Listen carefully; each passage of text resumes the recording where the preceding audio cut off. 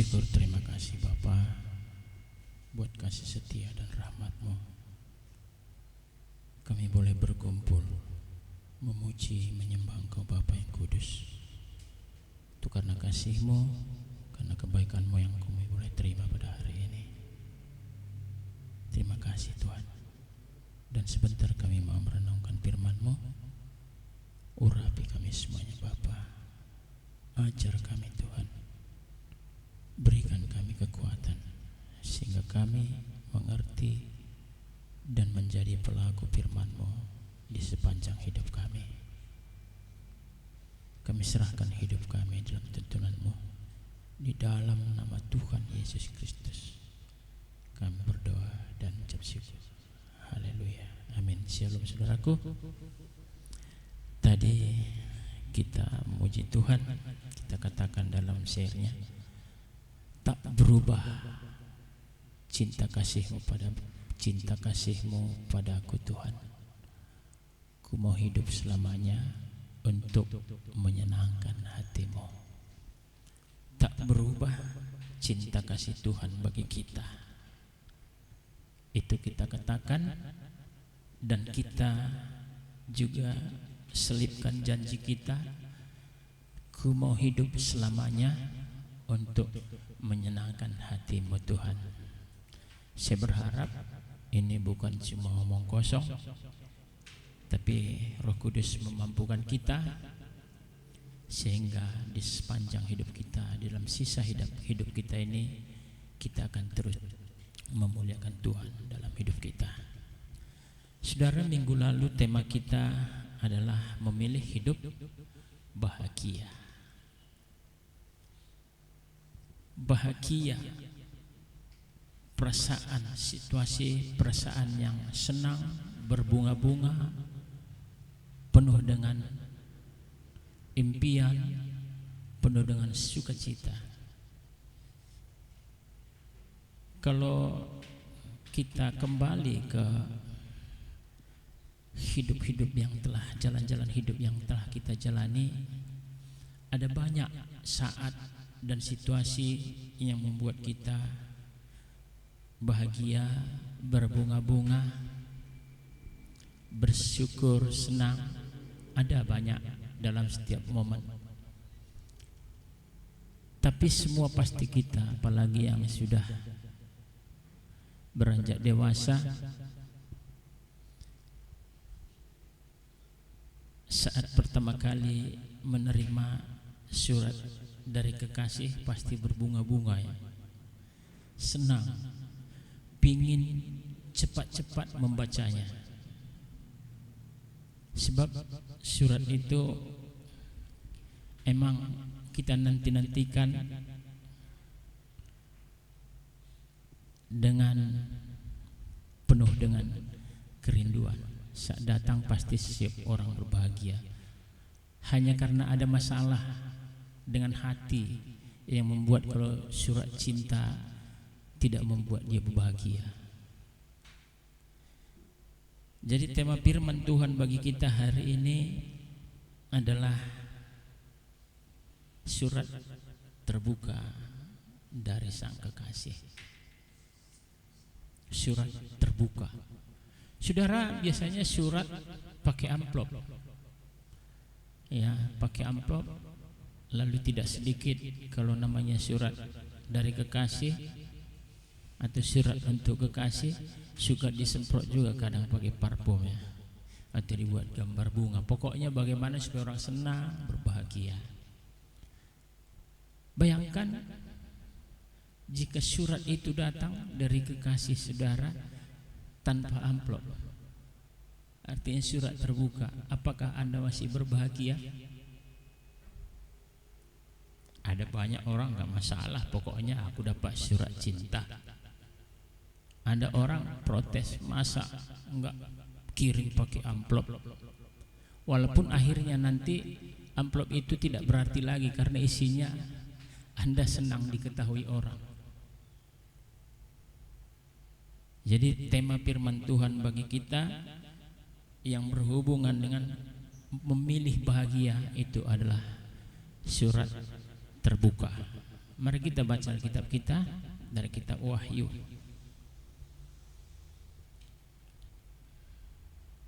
Wahyu pasal 3, yaitu surat daripada Yesus kepada jemaat.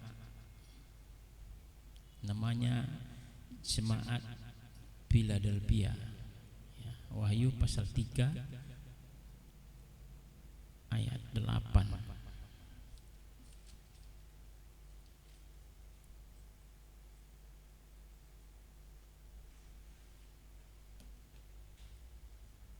Wahyu pasal 3 ayat 8.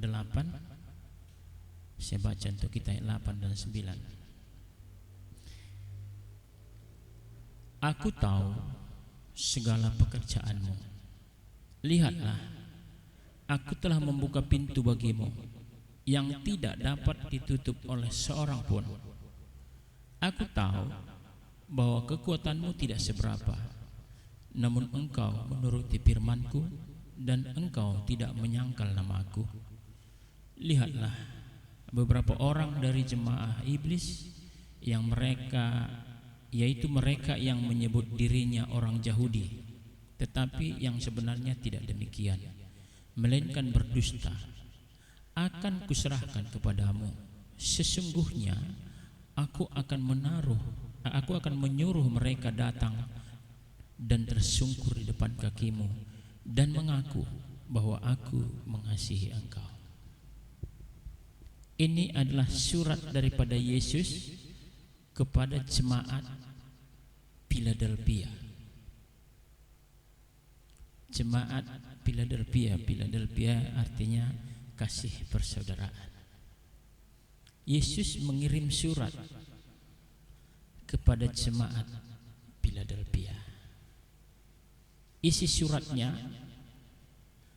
Yesus mengakui, Yesus memberi acungan jempol kepada jemaat Philadelphia. Engkau tidak menyangkal namaku. Engkau memegang dan melakukan firmanku. Maka lihat, aku telah membukakan pintu bagimu dan tidak bisa ditutup oleh siapapun.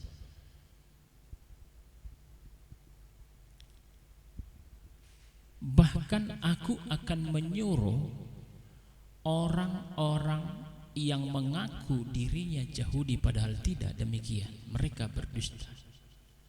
Aku akan menyuruh mereka tersungkur di kakimu dan mereka akan mengakui bahwa aku mengasihi engkau. Garis bawahi saudara, bahwa aku mengasihi engkau. Jadi tidak lagi kita yang mengatakan aku dikasihi Tuhan, tetapi orang akan datang disuruh oleh Tuhan mengaku di hadapanmu, akan mengakui bahwa engkau dikasihi Tuhan. Perhatikan saudara, Yesus mengatakan, aku menyuruh mereka yang penuh dengan tipuan dan kepalsuan dan kemunafikan, yang menyebut dirinya Yahudi padahal sebenarnya bukan. Ini bicara kepada jemaat yang mengaku-ngaku sebagai umat Tuhan. Saudara tahu, Yahudi itu adalah bangsa Israel, itu bangsa yang mengklaim bahwa hanya mereka memiliki Allah, yang lain enggak. Kami umat pilihan, kami memiliki Allah, kami adalah orang yang perkasa di bumi karena Allah yang bersama dengan kami. Allahmu tidak ada apa-apanya. Ya memang seperti itu, Allah kita itu luar biasa. Tapi Yesus justru mengkoreksi, Mereka mengaku dirinya Yahudi, padahal bukan demikian. Apakah mereka itu bukan bangsa Yahudi? Ya, bangsa Yahudi. Tapi sifat, karakter yang mereka miliki bukan karakter sebagai seorang Yahudi. Ini yang ditegaskan dalam ayat ini, saudara. Hari ini pun mungkin kita berkata, aku anak yang dikasihi, aku anak yang dikasihi. Tapi karakter kita adalah karakter sebagai orang yang tertolak. Karakter yang kita perlihatkan kepada orang banyak sebagai karakter orang yang terbuang, sebagai orang yang tidak mendapat kasih dari Bapaknya. Ini yang ditegur oleh Yesus di dalam surat itu. Mereka mengatakan dirinya Yahudi, padahal sebenarnya bukan demikian. Mereka berdusta. Mereka hanya ngomong di mulut aja. Jadi surat ini diberikan kepada jemaat Philadelphia supaya jemaat itu akan belajar hidup seperti apa yang dikatakan Tuhan. Lihatlah, mereka akan kubawa orang yang munafik, orang yang berdusta, orang yang menipu itu, yang mengatakan dirinya anak-anak Tuhan, mengatakan dirinya adalah jemaat Tuhan yang dikasihi Tuhan, padahal sebenarnya bukan demikian. Aku akan membawanya ke hadapanmu, tersungkur di hadapanmu. Mereka akan berkata, engkau dikasihi Tuhan. Saudara, ada banyak hari ini di luar sana, aku juga anak Tuhan, aku juga anak Tuhan. Saya teringat satu peristiwa di Pacak, ya, ibu cerita. Saat masa-masa virus kolera di Sumatera Utara, ada banyak ternak babi mati. Lalu terjadilah suatu saat percakapan antara beberapa anak Tuhan di tempat mereka jualan. Dia katakan gini, seorang berkata, inilah kita anak Tuhan ini ya, yang dikasihi Tuhan ini ya. Ternak orang semua mati, ternak kita enggak mati. Siapa yang bilang perkataan ini salah? Enggak salah. Lalu di situ ada orang juga yang mengaku juga adalah anak Tuhan, atau paling tidak yang juga setelah mengatakan kepada orang banyak bahwa dia adalah seorang yang percaya Yesus, tiba-tiba marah.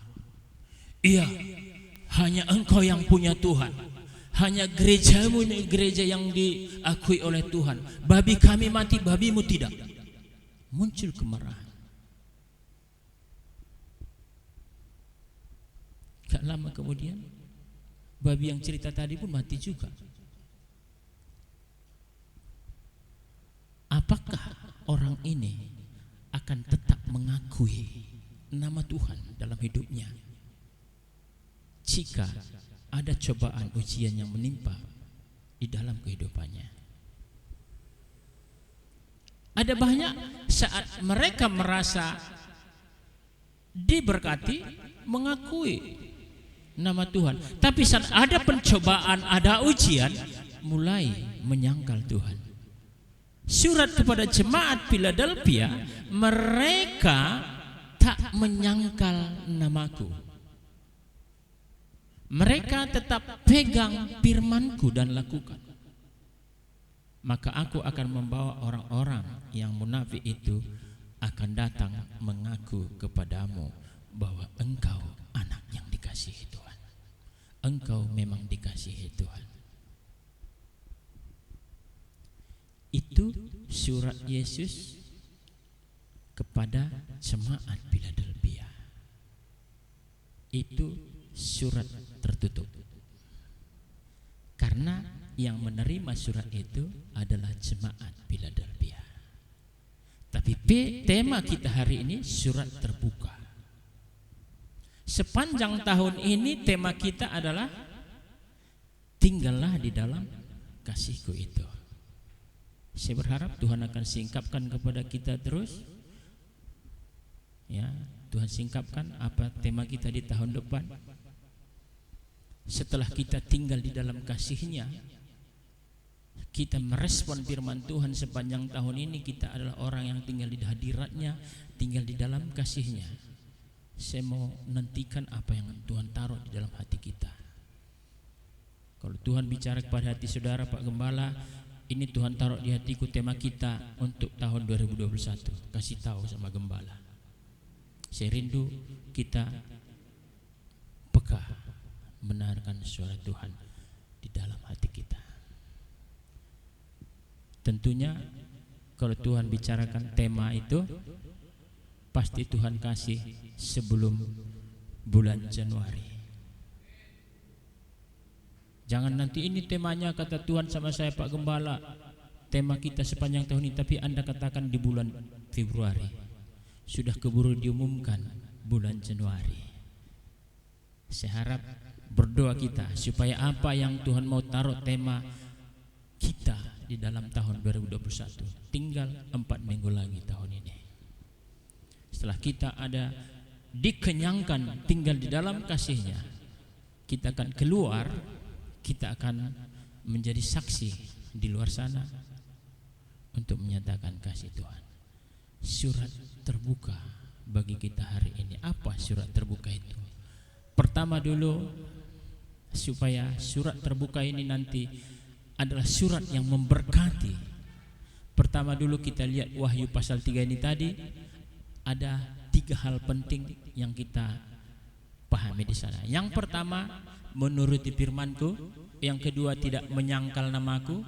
Dan ketiga, bukan orang pendusta, bukan orang munafik, bukan orang yang berbohong, tapi adalah orang yang benar-benar dari dalam hatinya memang dia menerima, mengakui bahwa aku anak yang dikasihi Tuhan. Sebagai anak yang dikasihi, ya dididik, diajar untuk beribadah kepada Tuhan. Siapakah surat itu, saudara? Mari kita lihat. Apakah surat Kristus yang terbuka itu? Mari kita lihat di dalam surat 2 Korintus pasal yang ketiga.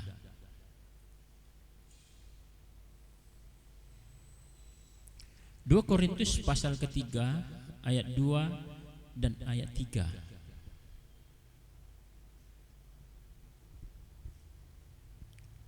2 Korintus pasal 3, 2 Korintus pasal 3 ayat 2 dan ayat 3. Ya, demikian firman Tuhan. Kamu adalah surat pujian kami yang tertulis dalam hati kami dan yang dikenal dan yang dapat dibaca oleh semua orang. Karena telah ternyata bahwa kamu adalah surat Kristus yang ditulis oleh pelayanan kami, ditulis bukan dengan tinta tetapi dengan roh dari Allah yang hidup, bukan pada loh-loh batu, melainkan pada loh-loh daging, yaitu di dalam hati manusia. Surat terbuka, tema kita itu adalah kamu dan saya. Saudara dan saya lah surat Kristus yang terbuka itu, yang bisa dibaca oleh semua orang. Jika saudara dan saya adalah surat Kristus terbuka, maka kehidupan saudara akan dibaca oleh semua orang. Surat Kristus yang terbuka itu loh saudara dan saya, yang dibaca oleh semua orang. Namun surat itu dituliskan Di dalam loh hatimu, dalam loh hati saya, Yesus Kristus menuliskan surat itu di dalam loh hati kita lewat pelayanan kami, lewat pelayanan gembala-gembala, pelayanan diaken, pelayanan petua, pelayanan semua orang yang ada mendengarkan kebenaran firman Tuhan di rumah Tuhan ini. Jadi saudara akan dibaca di luar sana sebagai surat Kristus yang dituliskan lewat pelayanan kami. Dan yang menuliskannya bukan tangan gembalamu, bukan tangan penatuamu, bukan tangan diakanmu, WHL-mu, tetapi dituliskan oleh Roh Allah yang hidup. Roh Kuduslah yang menuliskan surat Yesus itu di dalam hatimu. Saat Anda keluar sana, yang dibaca orang itu adalah isi hatimu.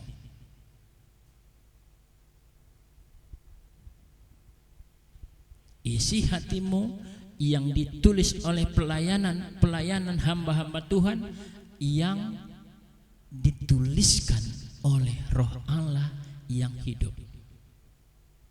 Saat pelayan di depan ini memberitakan kebenaran firman, engkau adalah anak yang dikasihi Tuhan.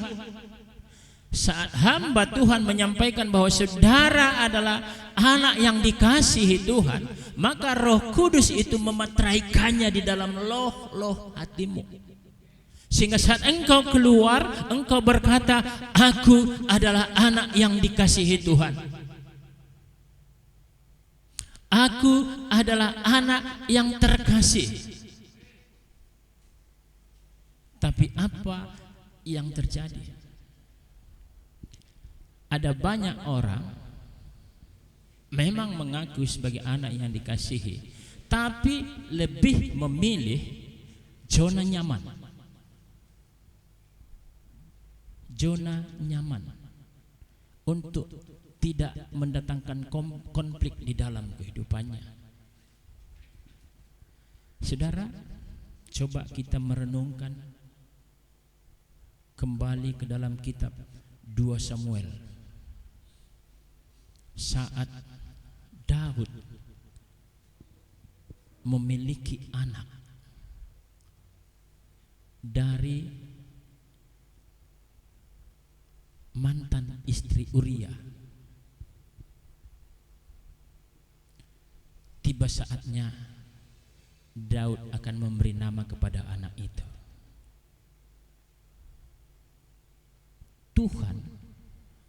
Tuhan menyuruh Nabi Nathan untuk memberitahukan kepada Daud supaya Daud memberi nama anak itu Yedija.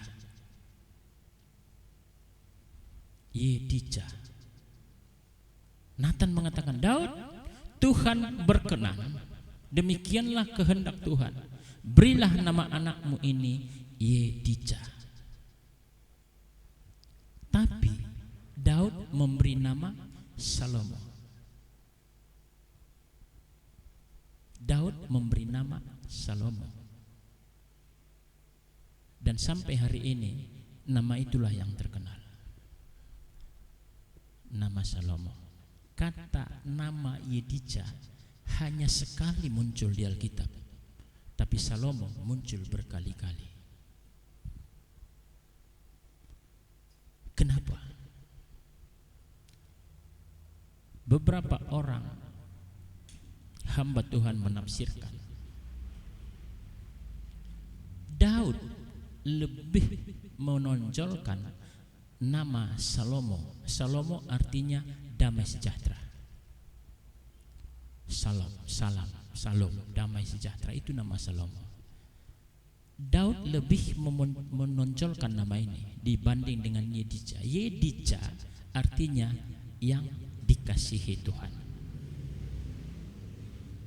Yedija artinya yang dikasihi Tuhan. Salomo artinya damai sejahtera. Lalu kita berpikir, Kenapa Daud lebih memilih Salomo? Itu adalah zona nyaman. Kenapa?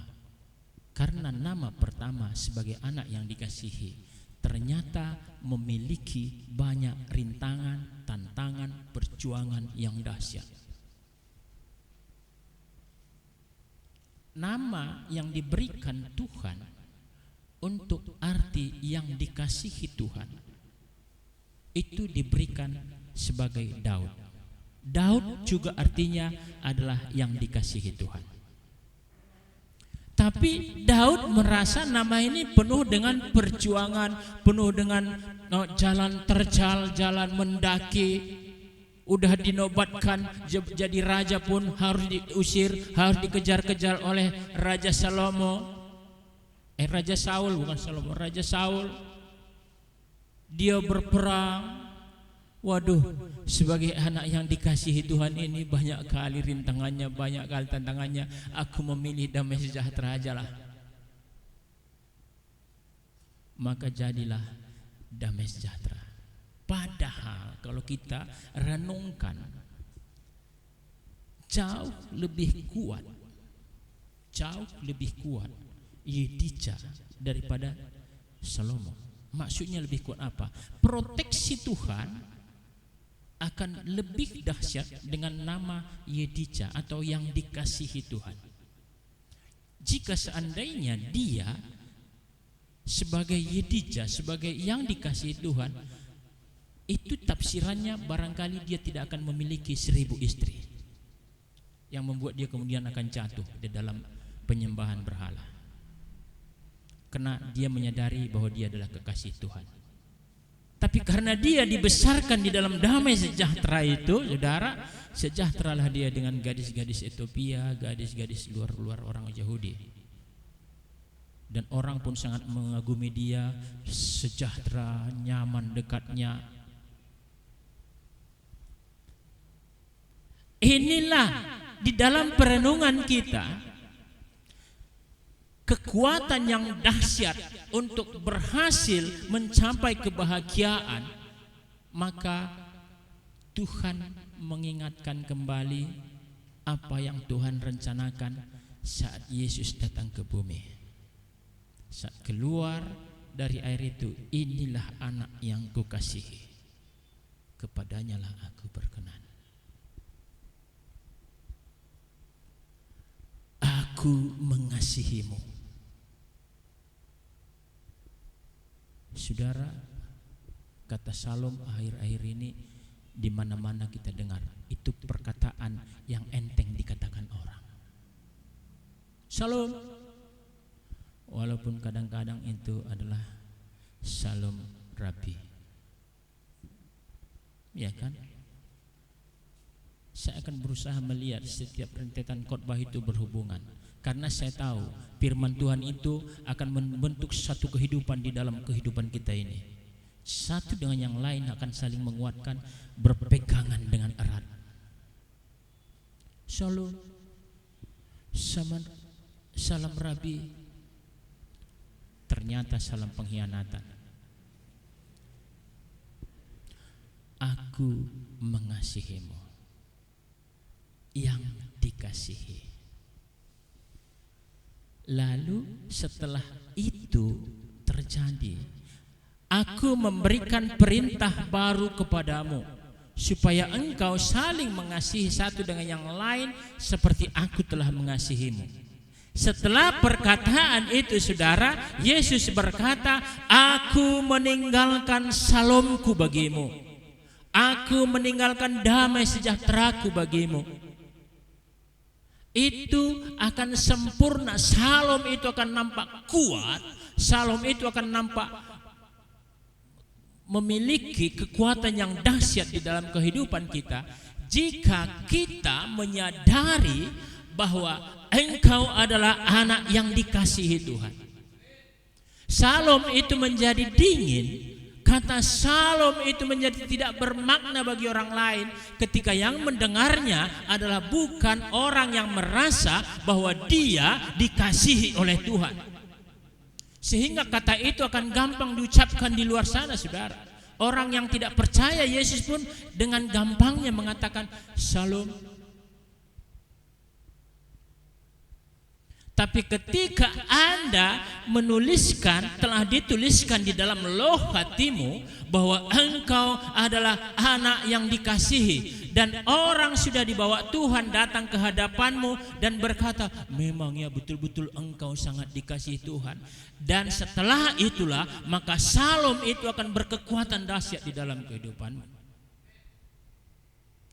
Itulah sebabnya dikatakan Shalom itu akan mengatur hidupmu.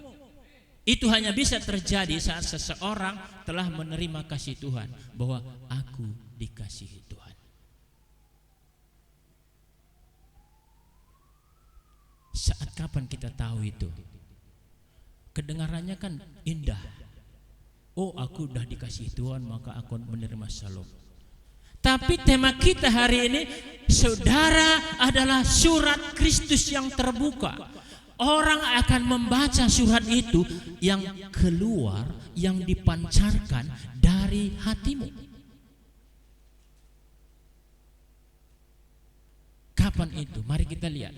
Kapan surat itu akan memang benar-benar sebagai surat Kristus yang diatur oleh Shalom Tuhan. Kapan itu? Mari kita lihat dari Filipi pasal yang keempat.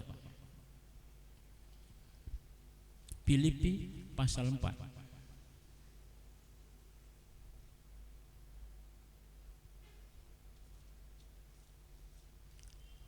Ayat 5, 8, dan 9.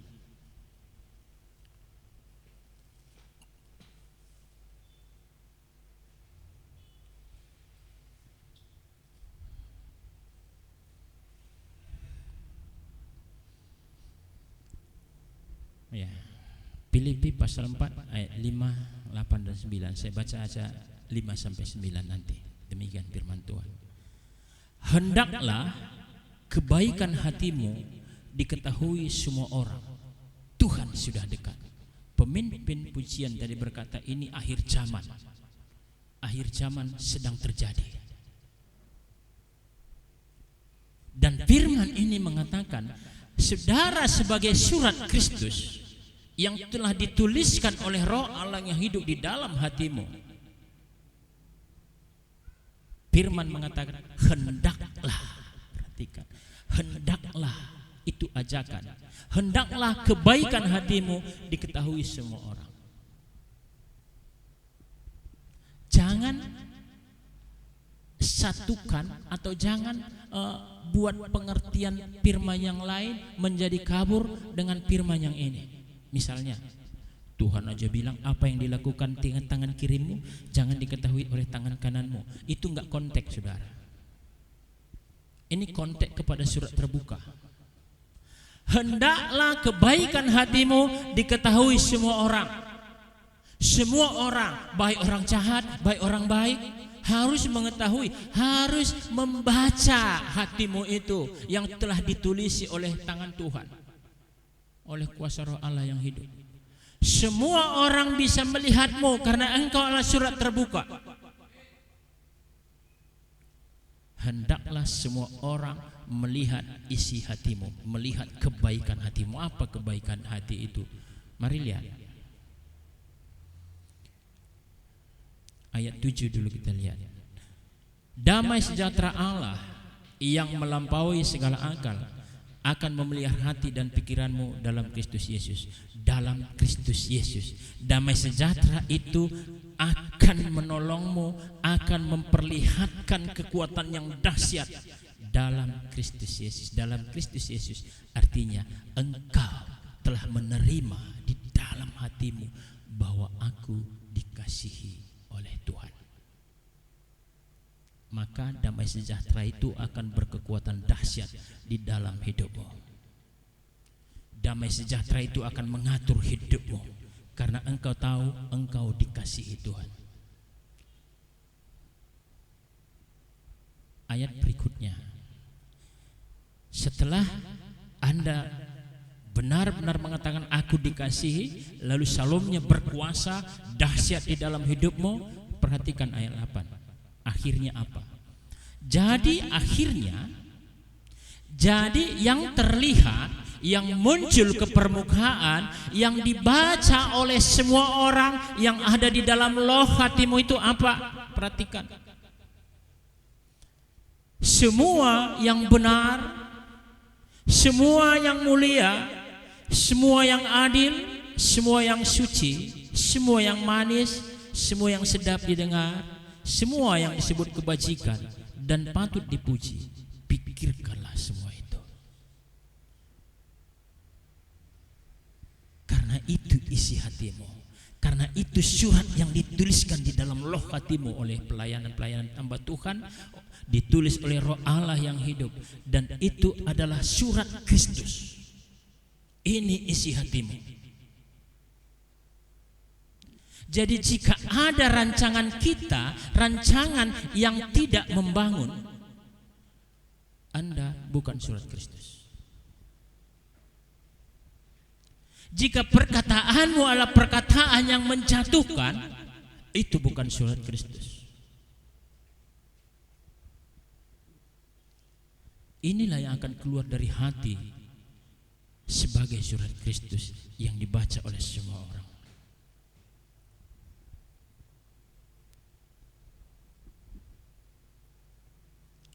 Ini yang dibaca oleh orang lain di luar sana.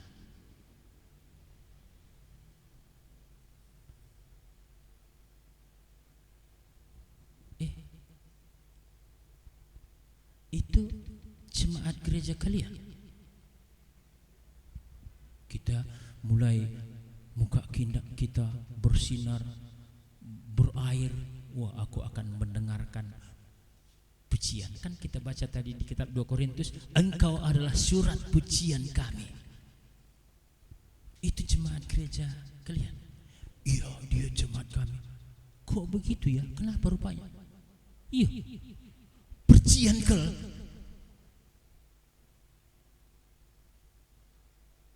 Iya, betul ngerana.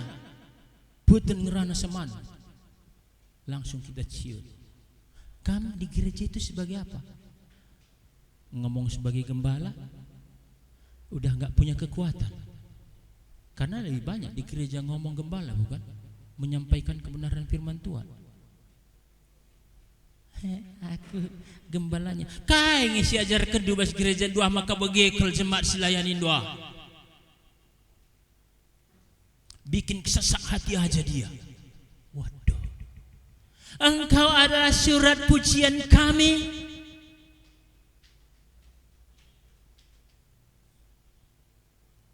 Apa yang kau ajar di gerejamu itu dalam menggembalakan?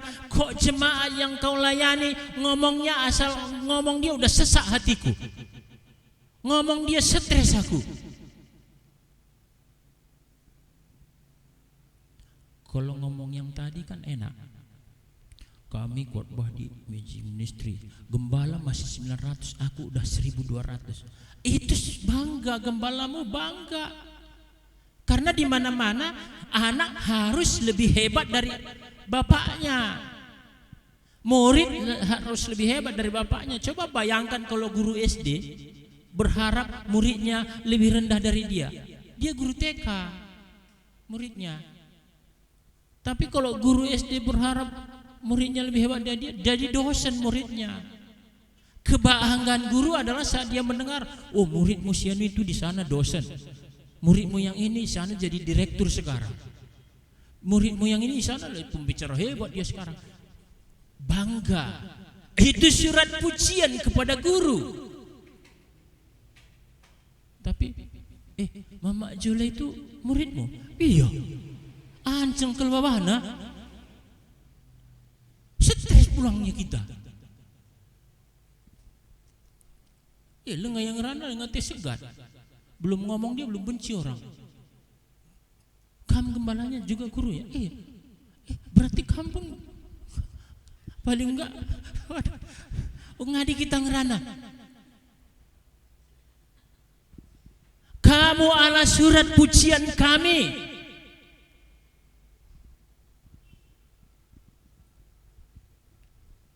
Jika pemimpin-pemimpinmu di gereja ini menjadi jelek karena sikapmu di luar sana, engkau gagal jadi surat Kristus.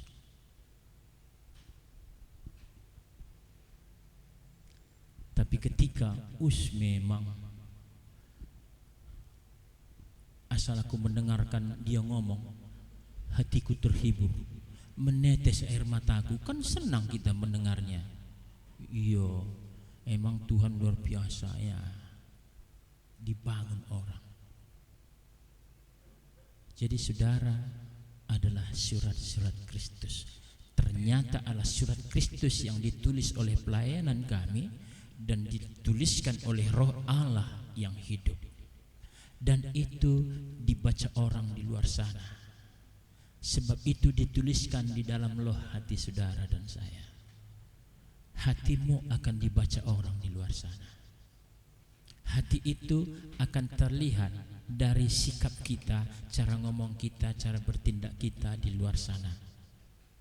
Semua orang akan melihat kebaikan hatimu. Sebab Kristuslah yang menuliskannya. Tidak ada surat ancaman dari Kristus. Yang ada adalah surat cinta dari Kristus. Yesus mengasihi semua orang. Yesus mengasihi semua orang, mencintainya. Dan Yesus mau membaca surat itu di dalam sepanjang jalan-jalan hidup kita yang tersisa ini. Amin saudara. Jadi pastikan, terima bahwa Anda adalah surat terbuka dari Yesus Kristus. Anda surat terbuka dari Yesus Kristus yang dididik di dalam kasih karunia-Nya. Amin. Mari kita sambut firman Tuhan ini. Kita angkat satu pujian, Yesus kekasih jiwaku.